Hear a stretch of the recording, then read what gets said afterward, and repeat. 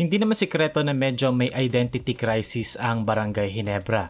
Parang stuck sila sa gitna ng pag-execute ng system or maging totoo sa mga sarili nila. Kaya nung draft, ang draft pick na gumulat sa marami ay ang first round pick na si Sonny Estile. Na bago yung draft, wala masyadong nakakakilala sa kanya. Pero ngayon talagang nagpapakilala siya and I'd argue isa siyang solid rookie so far. And a lot would disagree pero itong current roster ng Ginebra, yes, in terms of, yung mga pangalan nila, puro sila sikat. Pero, of course, kasi Ginebra sila eh. Pero sa production, kulang talaga sila. At dyan papasok si Sonny Estile na for a rookie, sa isang team con team, bihira na pinaglalaro agad ng matagal-tagal sa loob ng court ang mga rookie. And sa unang 3 laro ni Sonny Estile sa Ginebra, 15 minutes per game siya kung saan nag-produce siya ng 8.3 points at 5.3 rebounds. Very solid numbers para sa player na naglalaro lang ng 15 minutes per game. Basically, pang off the bench type of numbers na yan. And ang Ginebra naman slow-paced, so mababa talaga ang overall scoring distribution throughout the team. In terms of percentages, hindi ganun kaganda tignan, pero I can give him credit for being aggressive. Yan mismo kailangan ng Ginebra, yung hindi takot tumira, hindi takot magkamali, hindi takot sumablay. Just taking advantage of advantages and being aggressive. Field goals wise, 42.9% from the field, 6 out of 14 total. Tapos sa tres naman, from deep, 2 out of 7 total, which is 28.6%. Could be better, pero I can't really complain about that. Sa portion na to ng video, pag-uusapan muna natin paano siya nag-exist sa Ginebra offense at kung saan niya nakukuha yung opportunities niya. And mostly off-ball yun. Makikita natin sa play nito, magsisimula yung possession na nasa weak side pa nga si Sonny Estile. Merong ball screen for RJ Abarientos galing kay Norbert Torres. So si Raymar Jose yung nasa help side. So kung makikita natin dito, ball screen kay RJ, nag-switch. Si Maliksi walang nangyari. Pero si Raymar Jose, after dumrive ni RJ sa paint, caught ball watching. So nakatingin lang si Raymar Jose sa bola and nawala sa attention niya si Sonny Estile na kumat papunta dito and hindi naka-recover si Raymar Jose on time. So Sonny Estile very, wise and very good recognition of the situation para kumat. And RJ Abarientos is going to find lagi ang open man, especially yung mga cutters kagaya ni Sonny Estile. And yun, good recognition from Estile. Same thing sa play na to, RJ Abarientos, step up screen, wala. So nilipat nila kay Stephen Holt hoping for a Troy Rosario post up. Pero wala ring nangyari. So, sabi nga nila sa basketball, if you're not open, pass ito the open guy. If walang open teammate, you drive. So, yun yung ginawa rito ni Stephen Holt. Inatake niya si Jerome Lastimosa. So, now, kumat dito or nag-flash si Sonny Estile dito to force the 2 versus 1. Dalawang Ginebra players against Xavier Lucero kasi si number 19, si Sanggalang. Rome De La Rosa, wala sa possession. So, now, nag-flash si Estile sa 2 versus 1 with Xavier Lucero. Easy floater for Sonny Estile. And again, it's the recognition of the situation and going to the right place at the right time. So for now, yun usually yung role ni Sonny Estile. Yes, meron siyang on-ball plays na pag-uusapan natin later, pero mostly nag-e-exist siya sa mga ganong situations na nasa off-ball siya. Hindi siya necessarily nag-create ng offense, pero humahanap siya ng spots. Hinahanap niya yung tamang situation kung saan siya makakapag-take advantage. And pagdating naman sa outside shooting niya, meron siyang weird na habit na palagi siya nagsa-step back sa tres kapag hindi ideal yung space or yung close out ng kalaban. Dito, zoom action, RJ, pick and roll kay Torres, 2 on the ball.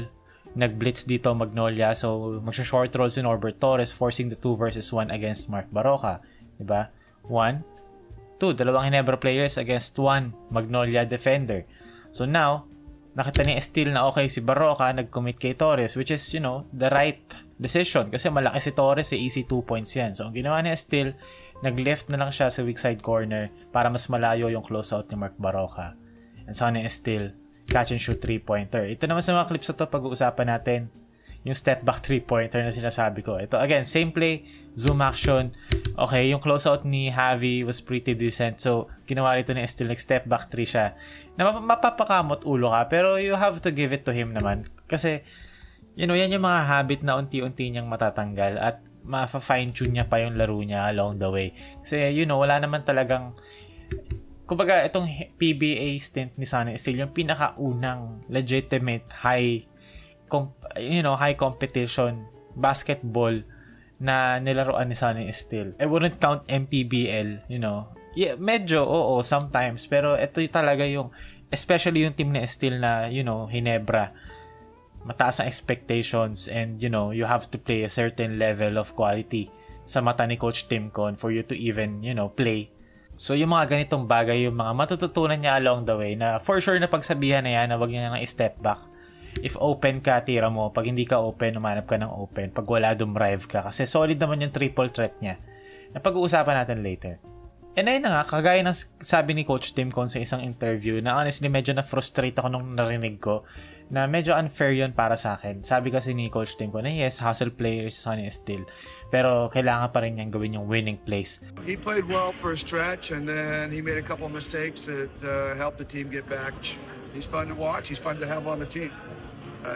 As he learns, he'll get more playing time. But again, it's not just about playing hard or making spectacular plays. It's about impacting the game, impacting winning, and so he's got to learn how to impact winning as well.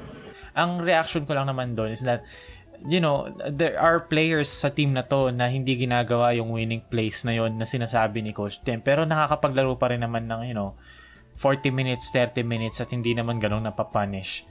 Pangit ang body language for 40, you know, 35 minutes. 35 minutes, walang intent umiscore.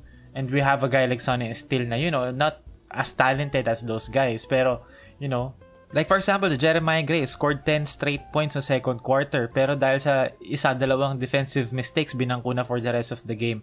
You know, Sonny Steele made a lot of great plays na overshadowed ng isang turnover ng third quarter, which is to me is kind of unfair. Gets ko naman, you know, you have to build disiplina, pero I think it's kind of unfair kasi this guy has been playing great for them. Anyway, yung minsan talaga si Steele, meron siya mga brain off moments, which is to be expected naman. Dito, di ba, Javi, not recognizing, you know, sino yung bantay niya.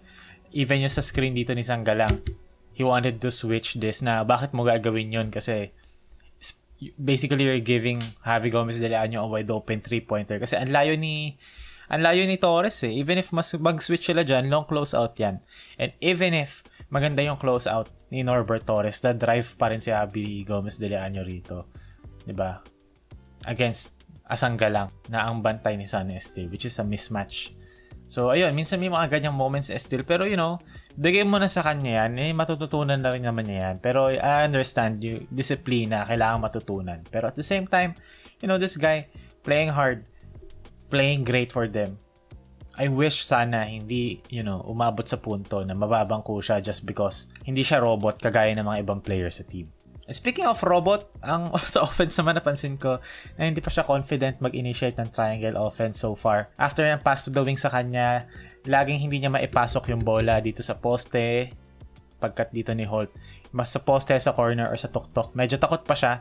And parang feeling siguro niya may steal palagi. So, ang laging last resort ni Sonny Steele is to give it to, you know, the blind pig option, which kills the offense, disrupts the flow. Again, dito, pass to the wing.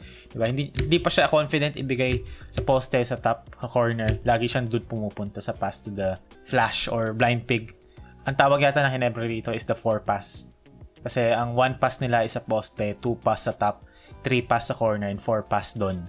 Yun yata yung tawag nila officially sa team nila. So again, dito, diba, hindi siya confident ipasok dito kay Troy.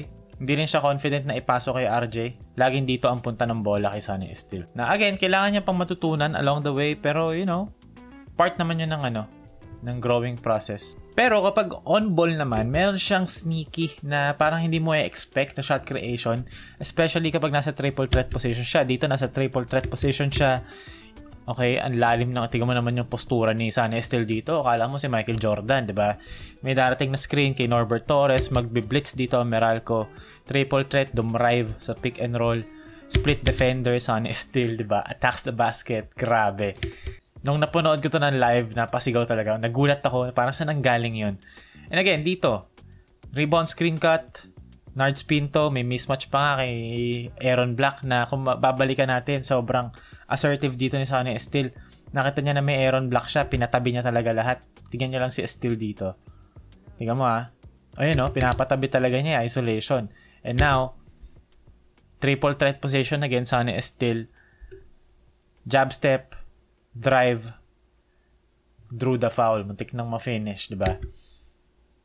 I think very sneaky yung shot creation ni Sonny Estelle pagdating sa triple threat position. Dito again, Estelle, triple threat against the pressure, inantay niya yung screen, nireject niya yung screen, drives with his left hand yet again, drew the foul ulit. So, merong potential doon sa part ng laro ni Sonny Estelle na yun sa triple threat, which I'd say very important sa triangle offense.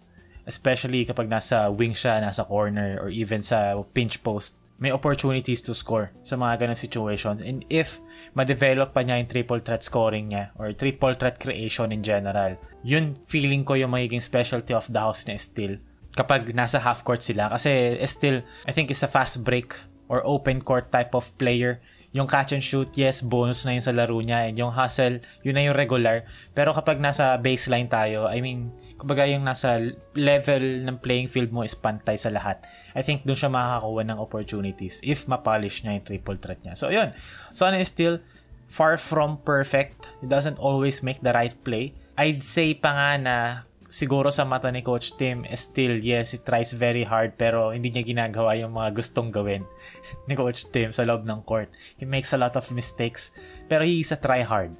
Ginagawa niya yung mga maliliit na bagay na supposedly kaya rin namang gawin ng iba, diba? Pero mas focused na siguro yung iba sa quote-unquote making the right plays. So, ayun, in my opinion, si Sonny Estelle yung reminder sa Ginebra kung ano ang pagiging Ginebra player, and I hope mag-continue at mas gumaling palalo yung performances sa Sonny Estelle kasi he's a player that you'd root for and you'd wish their success.